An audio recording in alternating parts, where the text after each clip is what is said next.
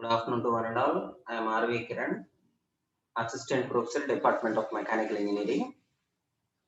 Today, in this video lecture, I am going to start the fifth unit. That is, it consists of two parts. Mainly, first one is the gates, second one is the gate trains. So, in that, I am going to start the first topic, that is the gates. This is the first half of the fifth unit. So, I am going to explain the gates, that is to the introduction to the gates and classification of gates in this video lecture. And this is my 63rd video lecture regarding to the subject kinematics of machinery.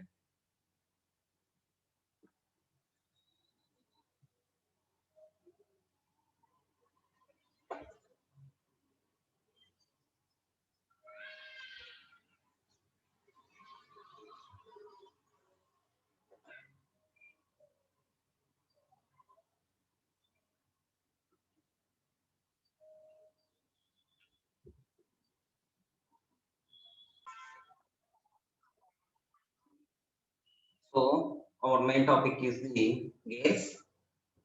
So generally a gear is a mechanical component that is going to transmit the power and motion. So generally it is regularly used in the industries, that is the industry purpose to transmit the power and motion. So in the kinematics of motion, we regularly deal with the transfer of motion only. So we are going to transmit the motion heavily, and the key operations involved in the gears are: first one, reversing the direction of the rotation; second one, altering the angular orientation of the rotary motion. So altering means, so you can change the orientation of the rotary motions and change into other directions. And third one, it is the convert rotary motion into linear motion and other types of motion, that is the vice versa. So we can convert this into any types of motions. And last one is the altering the speed ratios. So we are going to change the speed ratios here. So these are the different key operations of the gears.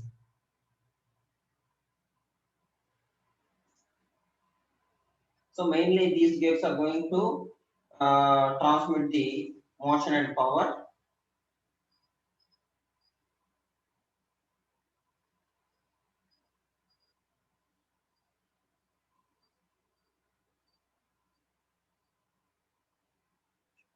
Next one, power transmission is the movement of energy form where it takes place of the generation to a location where it is applied to performing usual work. So it is applied for performing the usual work. So usual work and useful work. So these are the two conditions.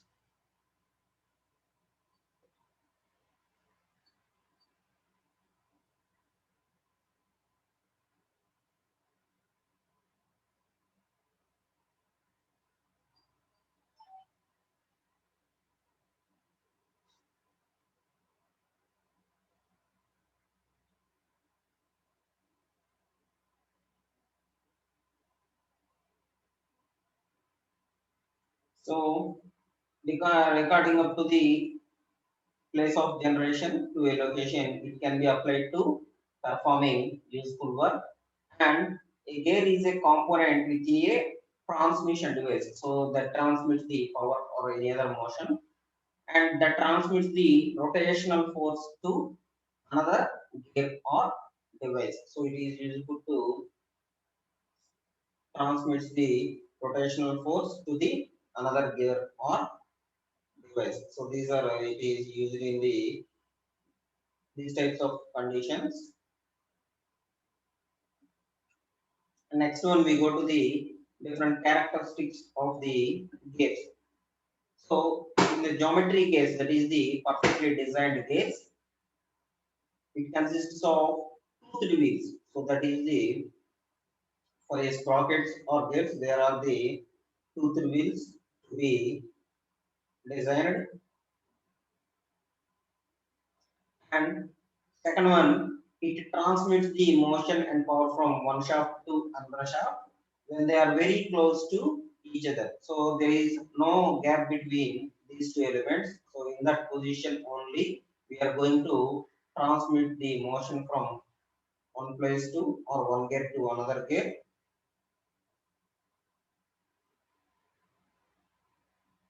with the help of these gears. So the distance is closer. So that is very close to each other.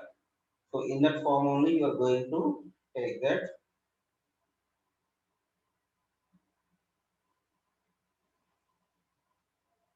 Next one, it has constant velocity ratio when it is to be desired. So these gears have constant velocity ratio which is to be desired.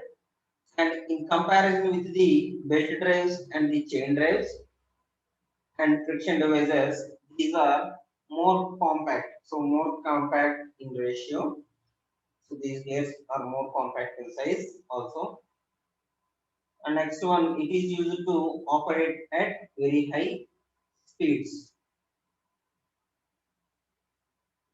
So these gears are used to operate at very high speeds because it is at the very closer length. That's why it has very high speed operation and precise timing. So the velocity ratio of the gear drives are also very precise. That is called as precise timing. And last one, it is used to transmit large power. So it is used to transmit larger power than the belt drives and the chain drives. That is why we are going to use the gear drives.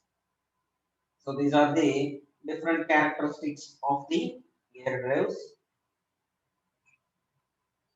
and these gears can mesh without or with any component having compatible teeth. So the teeth has to be designed when they have to be meshed with any other component. So that is the main thing with the gears. And next, these gears of unequal diameters, that is the different sizes, can be combined to produce the mechanical advantage. So these can be used to make useful work, that is called as mechanical advantage. So these are going to be used for good mechanical work also. And next one, rotational speed and torque of the second gear may be different from that of the first. So the speed of the driver gear is different from the driven gear. So these are to be having different rotational speeds and different torques. The next one, in a set of gears, the smaller gear is called as the PN. So we already know that when we have in two gears, the smaller gear is called as the pinion and the larger gear is called as wheel or simply gear.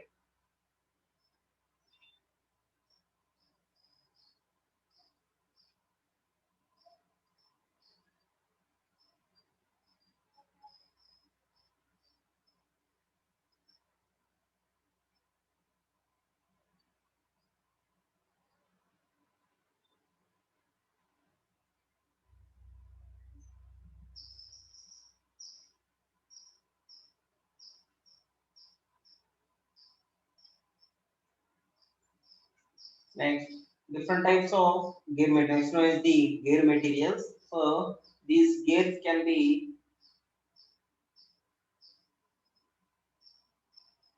made with different gear materials.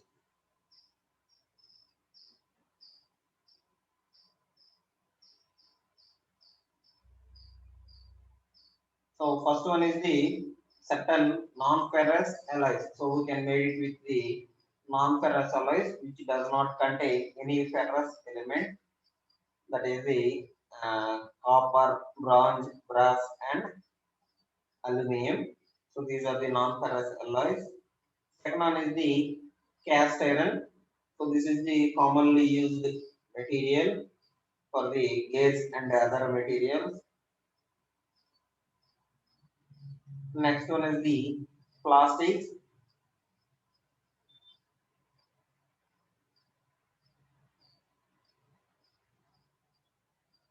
So in the plastics, it can be used as the Teflon side. So Teflon is the commonly used plastic in the gears. Next one, steels. So the most common types of gear materials are the steels. So because it has high strength to weight ratio and it is of low cost. So this is of the low cost one.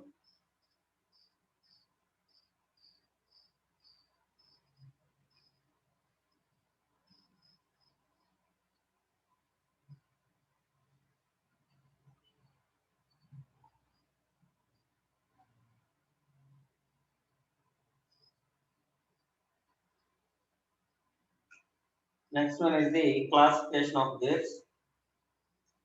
According to the classification of gears, two types of classification has been designed for the classification of gears.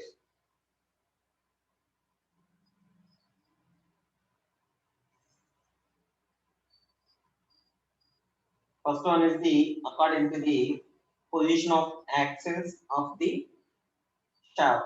So these are going to be position of axis to the shaft only. And second type is the according to the velocity of gears, that is the speed of the gears, and next one according to the type of gearing and according to the position of tooth on the gear surface. So these are all the different types of classification of the gears.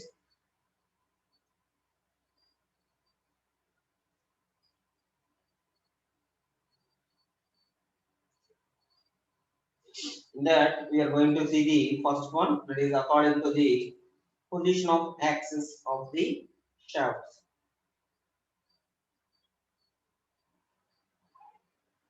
So in that first one is the parallel type of gears, that is the gears are connected parallel in shafts. So the shafts of the gears are parallel inside. And in that four types of gears has been evaluated. First one is the spur gear, second one is the helical gear, third one is the herringbone gear, and fourth one is the rack and pinion gear. So these are all to be four different gears. Second type is the intersection gears. So according to the position of axis, second type of gears should be intersecting gears. So that would intersect at some angle of position.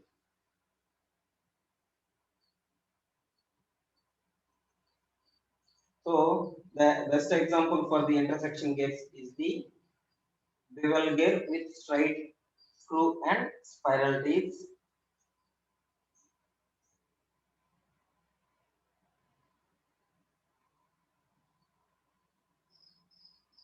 And next one is the non-intersecting and non-parallel gears.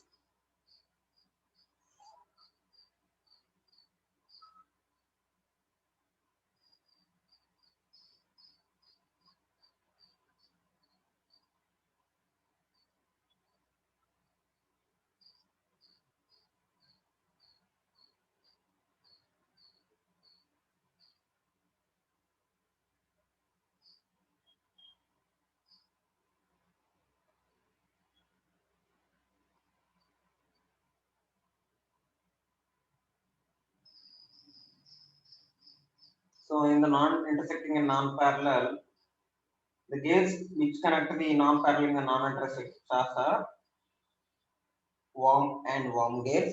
So the one and only types are the worm gears. Next coming to the second classification, that is the according to the velocity of the gears.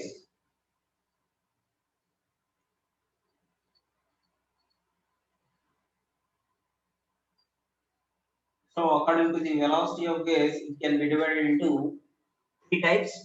First one is the low velocity gears. Second one is the medium velocity gears, and third one is the high velocity gears.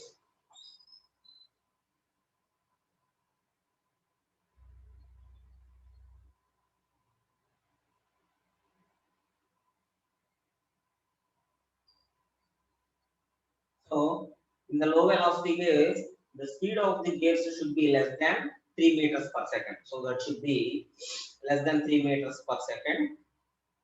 And coming to the medium velocity gears, the speed is in between 3 to 15 meters per second.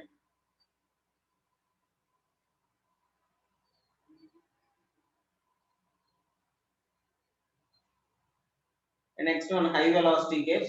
So in these high velocity gears, so the speed should be more than 15 meters per second. So the speed of the gears is more than 15 meters per second.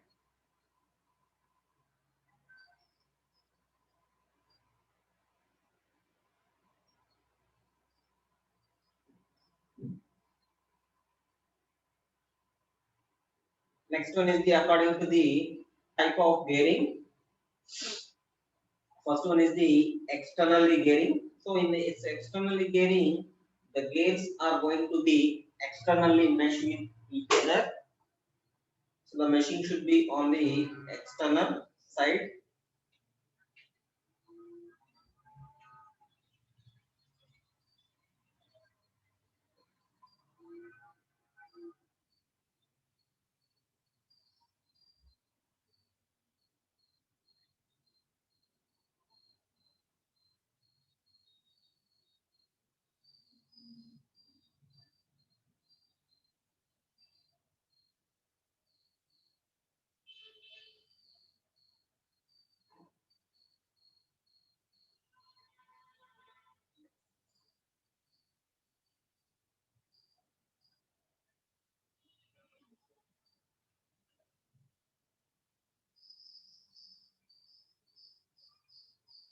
The next one is the internal gearing. So in the internal gearing, the mesh is internally meshed and it has a annual wear to its side.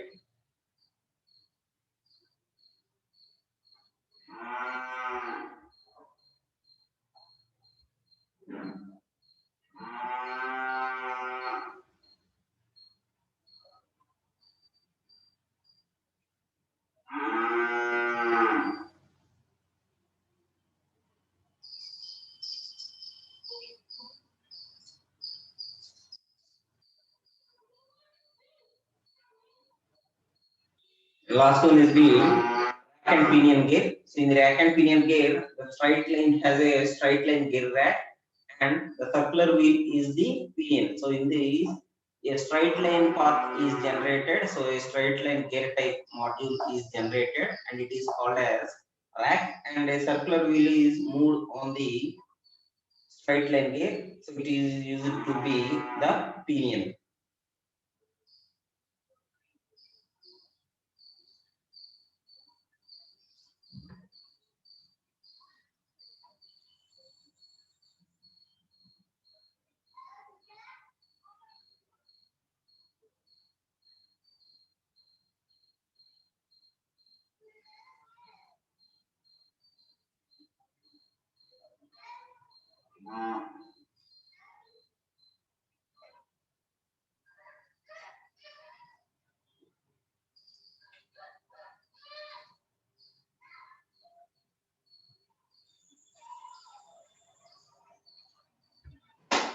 Next one is the according to the position of gear on the gear tooth on the gear surface. So it should be three types. So three types of position of tooth on the gear surface is generated. That is the straight one, inclined one, and a curved one.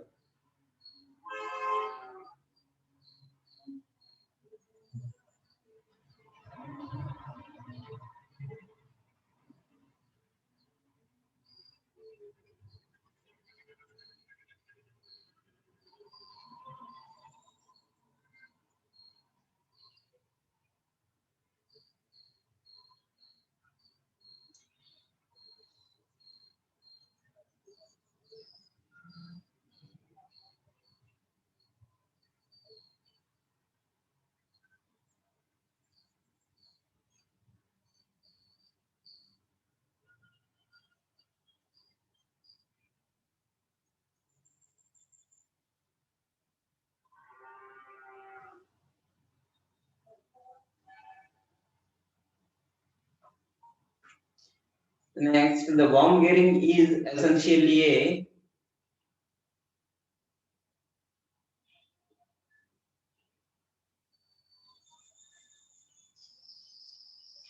form of spiral gearing in which the shafts are usually at the right angled positions, and when the equal bevel gauge, that is the having equal teeth, connects with the two shafts, so those axes are mutually perpendicular, and then the bevel gauges are known as to be miters, so that is called as miters.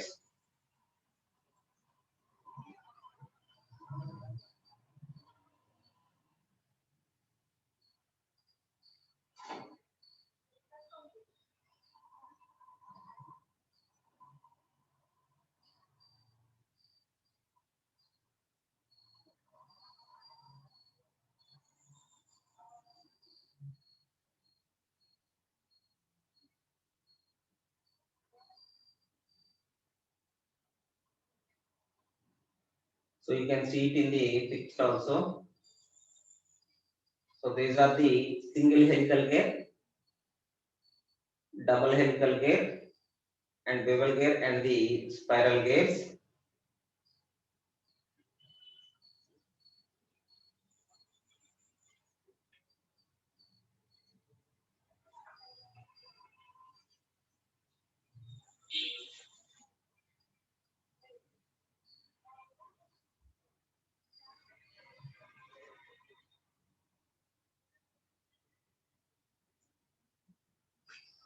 So for in that, first one is the spur gears.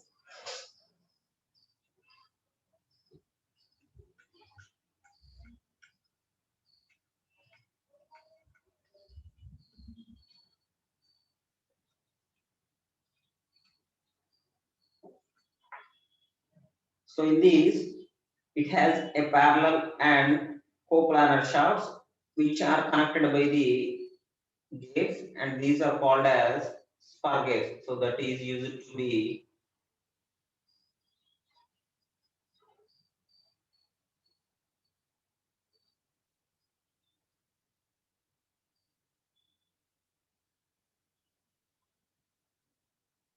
connected by two planar shafts. And second one, these spur gears have straight teeth and the parallel, and which are parallel to the axis of the wheels. So this should be parallel to the wheels, and they are parallel to the axis of the wheels.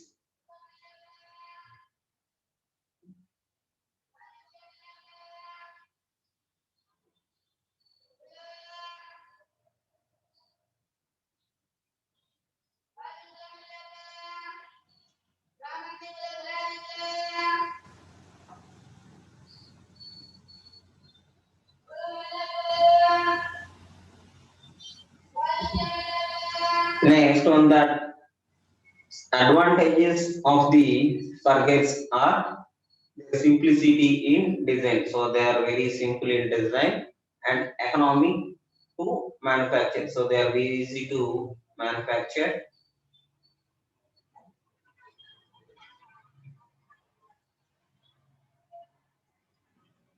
and it has a very low maintenance and absence of end thrust.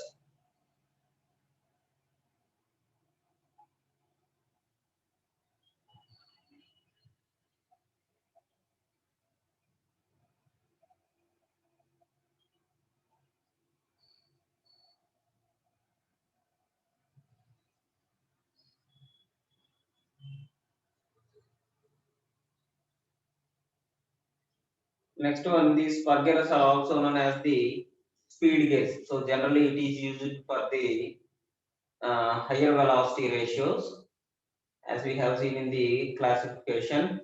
So that is why this is known as the speed gears.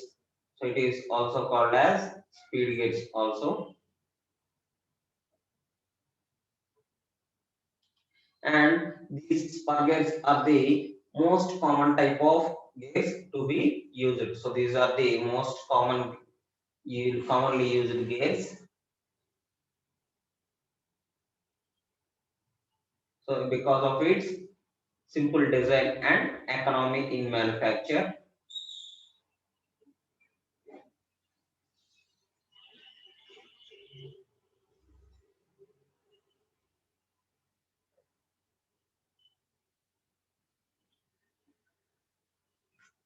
Next one is the helical gates.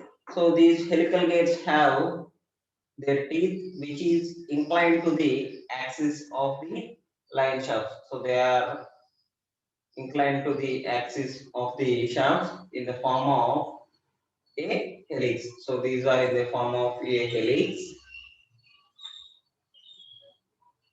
and these helical gates can take higher loads than the similar sized spur gates. So it is used to carry very high loads than the spur gates, and the motion of the helical gates is very smoother and quieter than the motion of the spur gates. So these can be of very low noise and quieter.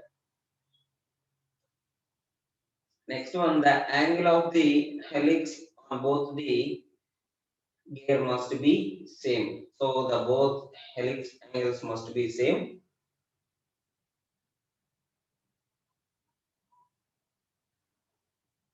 and these should be in magnitude but opposite in direction. So that is to be same in the magnitude and opposite direction.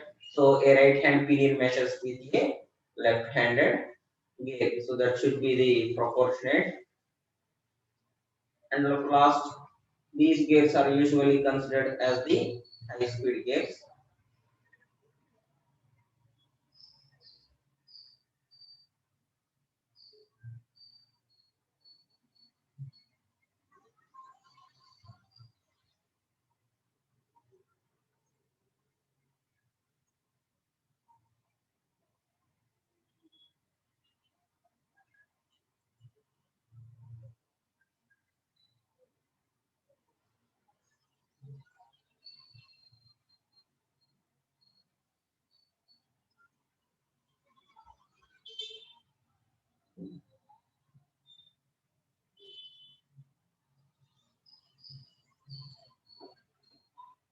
Next one is the herringbone gears.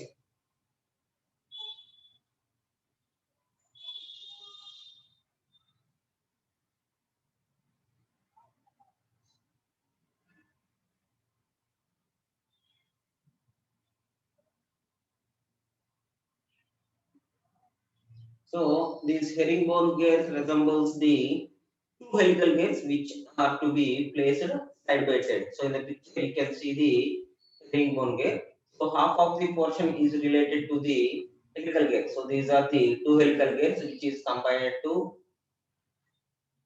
take a simple one.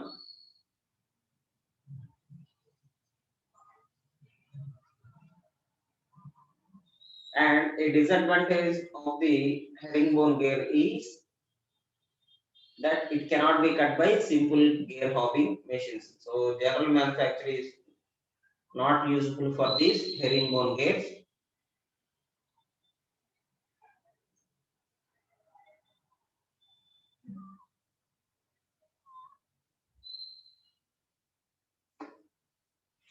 Next, herringbone is usually referred to as the double helical gear. So, but the fact is that herringbone is a type of double gear with two helical gears. So, when we are going to combine two helical gears in the form of one gear, it should be the herringbone gear, and it does not have any clearance between them. So, these are the herringbone gear, but it does not get any clearance between them. It is the attachment of these two helical gears. Whereas in double helical gear, there is a groove between the two helical gears, which gives the tool runout for manufacturing. So it consists of the tool runout for the manufacturing purpose.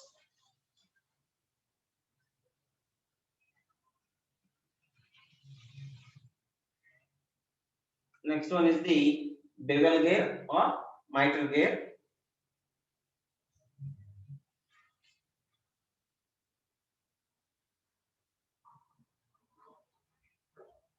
So these are going to be intersecting but coplanar shafts. So these are connected by gears which are called as bevel gears. So these are going to be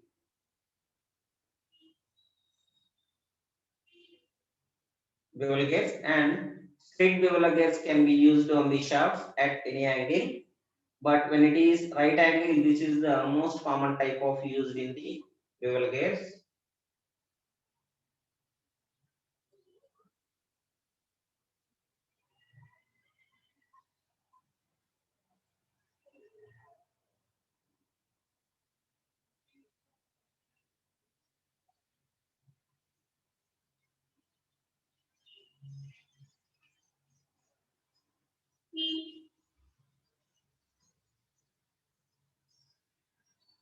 So you can see the difference two types of bevel gauge. First one is the spiral bevel gauge.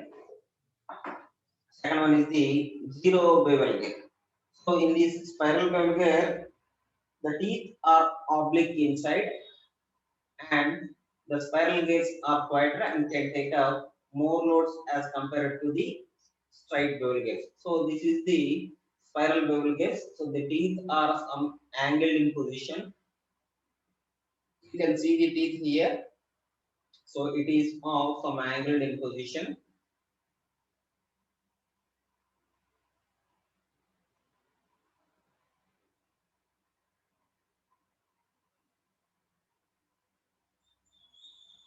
And when coming to the zero bevel gauge, in these zero bevel gauges are similar to the straight bevel gauge, in which these teeth are in straight way, but their teeth are curved lengthwise. So when coming to the lengthwise, the teeth are curved teeth, and these curved teeth of zero bevel gauges are arranged in a manner that the effective spiral angle is zero. So the spiral angle in that is should be zero. So that is the only difference.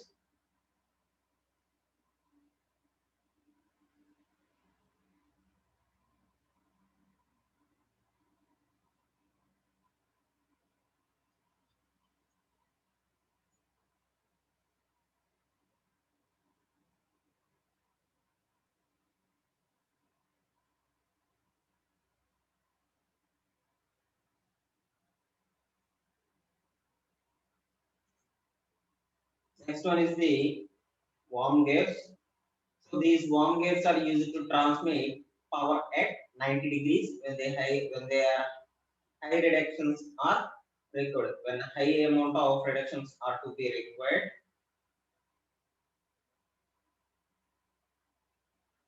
these are going to be very useful.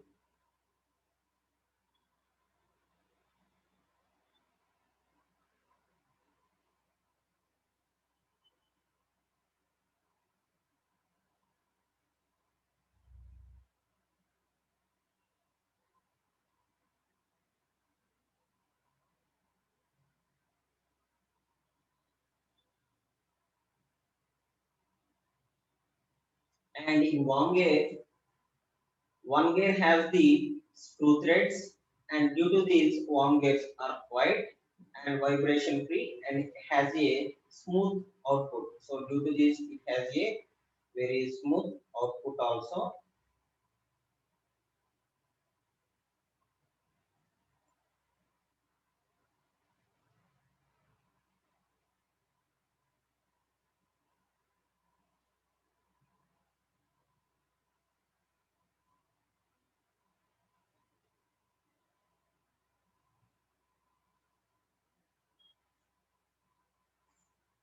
And worm gates and worm gate shafts are also invariably at the right angled positions. So these are going to be positions at the right angled positions. So you can see it in the picture.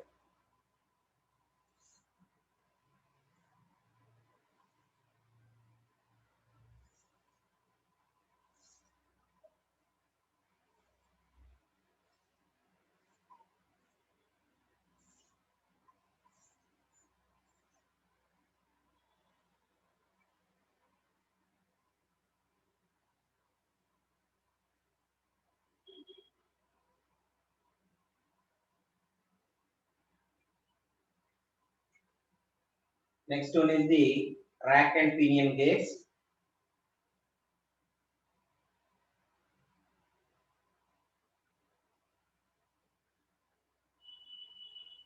So a rack is a toothed bar or rod that can be thought of as a sector gate. So this is called a rack and pinion. So this is the rack in which it is a sector gate with an infinitely large radius of curvature. So it should be of the large curvature in radius. And pinion can be considered as the spur gate. So the pinion should be of the spur gate type.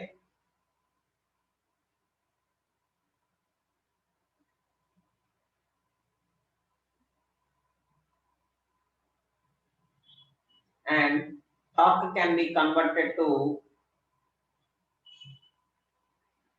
linear force by meshing a trad with the pinion.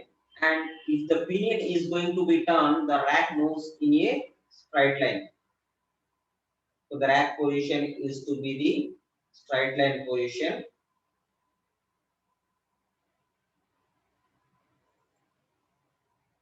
And such a mechanism is used to the automobiles to convert the ratio rotation of the steering wheel to the left to right motion of the tie rod. So it is used to move in automobiles mainly.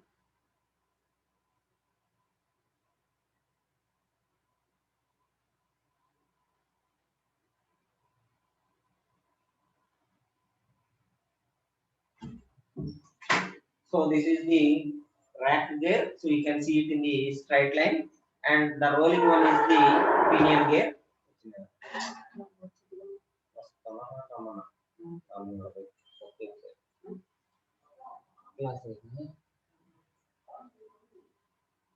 So that is used to be of the tie rod. Next one is the screw gear.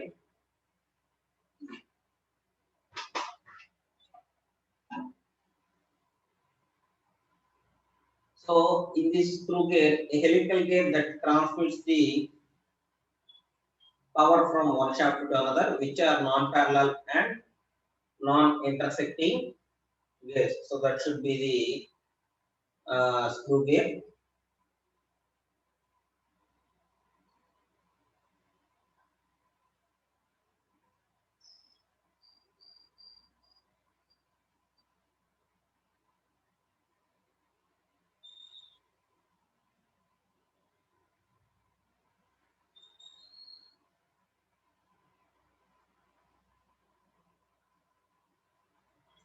And the features involved in the screw gauge. So first one, it is used in the speed reducer gears and for the multiplying gears.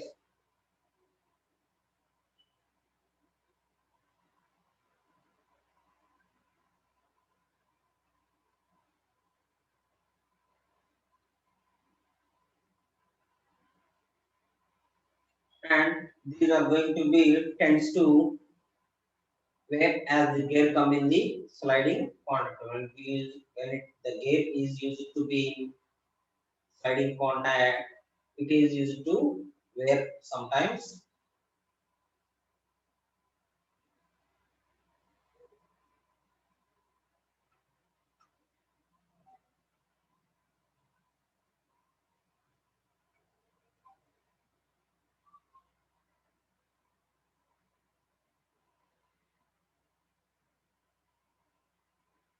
And these are not suitable for the transmission of high horsepower. So these screw gears are not used for or not usable for the transmission of higher power. It is used for only the smaller power only, that is the lesser power.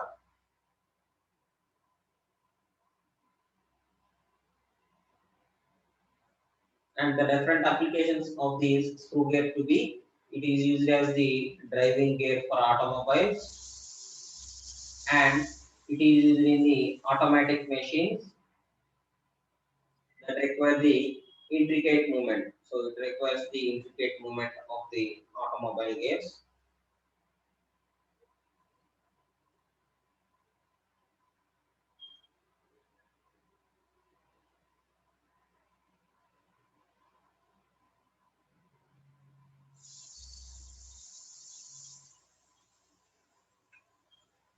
The next one, it is the internal and external gates.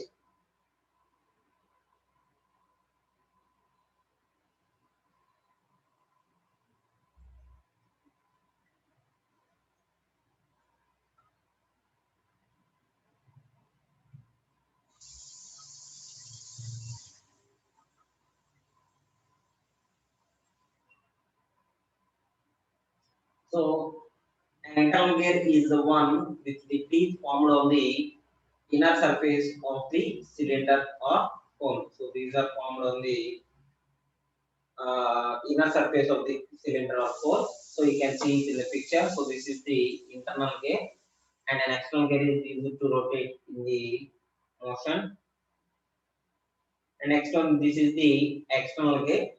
An external gate is the one in which the tooth formed on the outer surface of the cylinder or cone. So these are the formed on the cylinder or cone.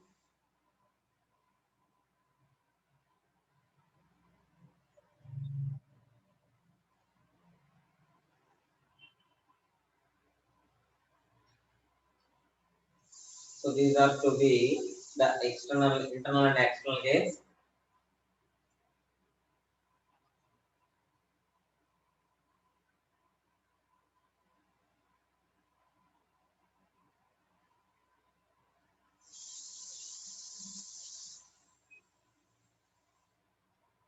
Next one is the phase gates. So these phase gates transmit the power at right angles in a circular motion. So these are going to use the or transmit the motion at the right angle positions only.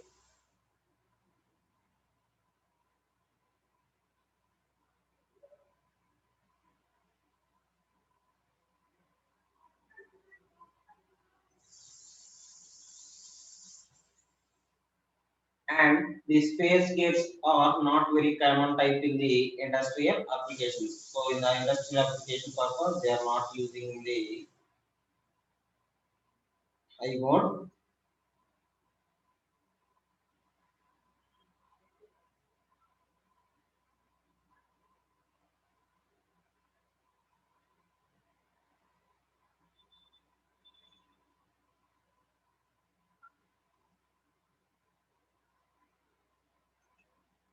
Last one is the sprockets.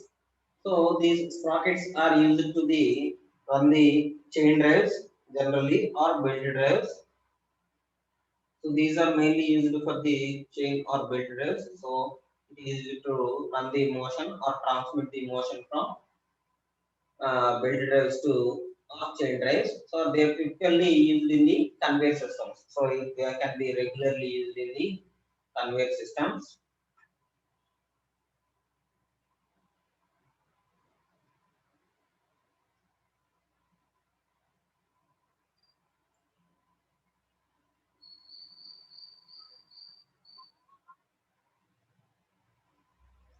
And they're used in the chain drives and in the motorcycles and in the bicycles. So these are the different applications of the sprockets. So by this, I'm going to end my class. Thank you.